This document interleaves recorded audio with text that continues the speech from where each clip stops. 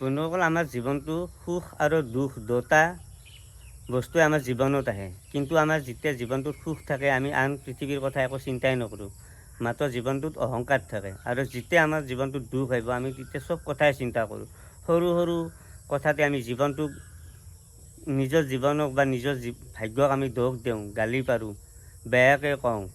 কিন্তু যেতিয়া আমি দুখত থাকোঁ আৰু তেতিয়া যদি আমি ধৰক আপুনি অলপ বাহিৰত ওলাই গ'ল, অলপ ফুৰিব যদি গুচি যায় মনটো শান্তিৰ কাৰণে, তেতিয়া আপুনি দেখা পাব কাৰোবাৰ হাত নাই, কাৰোবাৰ ভৰি নাই, কাৰোবাৰ চকু নাই, কাৰোবাৰ নুশুনে, কাৰোবাৰ বা তাৰ আছে যদিও টকা পইচাৰ অভাৱত সি পানী পৰা ঘৰত থাকে বা ঘৰে নাই, ৰাস্তাৰ কাষত থাকে। আমি বিভিন্ন মানুহ আমি দেখা পাওঁ। আৰু যেতিয়া আপোনাৰ দুখ থাকিব জীৱনটোত, সেই মানুহখিনি জীৱনৰ যদি কথাখিনি আপুনি একবাৰ চিন্তা কৰে, আপোনাৰ প্ৰায় 60% দুখ আপোনাৰ কমি যাব। কাৰণ তাহোন কেনেহেন কষ্টত জীৱন কাটি আছে, ভগৱানে তাত কৰি আপোনাক বহুত ওপৰত ৰাখিছে। তাৰপিছতো আমি জীৱনটোক বহুত দুখ দিওঁ।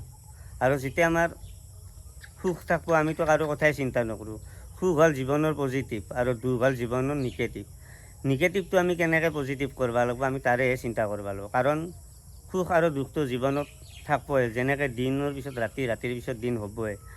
আমি সেই দুৰ্ভগীয়া মানুহখিনিৰ যদি কথাখিনি আমি যদি একবাৰ চিন্তা কৰোঁ, আপোনাৰ জীৱন আপুনি সুখৰ হ'ব, মধুৰ হ'ব। কাৰণ জীৱনটোত কেতিয়াবা ধৰক টকা পইচাৰ অভাৱ থাকে বা কেতিয়াবা দেহাত বেমাৰ আজাৰ দিয়ে, আমি তেতিয়া বহুত দুখত ভাগি পৰোঁ। কাৰণ যিহেতু আমাৰ তেজ মাংসৰ শৰীৰ, আমাৰ দেহাত বেমাৰ লাগবই। আৰু যিহেতু ধন টকা পইচা সময়ত নাথাকে, কাৰোবাৰ হয়তো থাকে, কাৰোবাৰ নাথাকে। একদিন নাথাকে যদি একদিন হ'লেও আমাৰ থাকিব। কিন্তু আমি পজিটিভটো ৰাখিব লাগিব, ভগৱানক ভাবিব লাগিব চব সময়তে। সুখতো আমি ভগৱান চিন্তা কৰিব লাগিব, দুখতো আমি ভগৱান চিন্তা কৰিব লাগিব। তেতিয়াহে আমি আগুৱাই যাব পাৰিম। কাৰণ দুখটো আপুনি যদি বুজি পায়, তেতিয়াহে আপুনি সুখৰ মূল্যটো বুজি পাব। অকল যদি আমি সুখতে থাকোঁ, দুখ কি আমি গম নাপাম। সেইকাৰণে দুখটো আপোনাৰ জীৱনত বিৰাট জৰুৰী বস্তু। দুখ সদায় লাগিব। দুখ যিমানে আমি ল'ম, সিমানে তাৰ সুখ আমি অনুভৱ কৰিব পাৰিম। সেইকাৰণে সুখ দুখ আমাৰ জীৱনৰ লগৰী আৰু সদায় থাকিব। কিন্তু দুখক কেনেকৈ সুখত নিব পাৰি, আমি তাৰেহে চিন্তা কৰিব লাগিব। কিছুমান কথা আমি নিজকে ভাবি চিন্তি দুখ দি আমি জীৱনটো আৰু দুখত নিয়াত কৰি আমি বহুত, যিহেতু আপোনাৰ কানা খৰা কোজা সেইবিলাকত কৰি, যিহেতু ভগৱানে আপোনাক বহুতখিনি আপোনাৰ দেহাটো উন্নত কৰি দিছে, আপুনি ভগৱানক ধন্যবাদ দিয়ক। আৰু সেই জীৱনখিনিত আপুনি যি সুখত আছে, কিমান সুখত আছে, সেইখিনি কথা ভাবি আপুনি জীৱনটোত আৰু সুখ লওক। পৃথিৱীত কোনো মানুহকে গোটেই অকল সুখে দিয়া নাই, দুখীক অকল দুখে দিয়া নাই।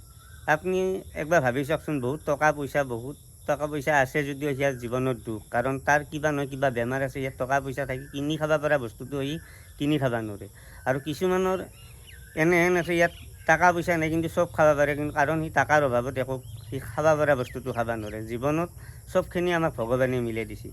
কাৰোবাৰ হাজাৰ হাজাৰ কোটি কোটি টকা সম্পত্তি আছে, চাৰিওভাগে সি সম্পত্তি কৰিছে, কিন্তু তাৰ নিজৰ ল'ৰা ছোৱালীয়ে নাই। কাৰণ ভগৱানে তাক সেইটোও দুখ দিছে। কাৰোবাৰ আৰু ল'ৰা ছোৱালী ধুনীয়া আছে, কিন্তু তাৰ সেই ল'ৰা ছোৱালী থকাৰ কাৰণে এখন ঘৰ নাই, সি বাহিৰত থাকিব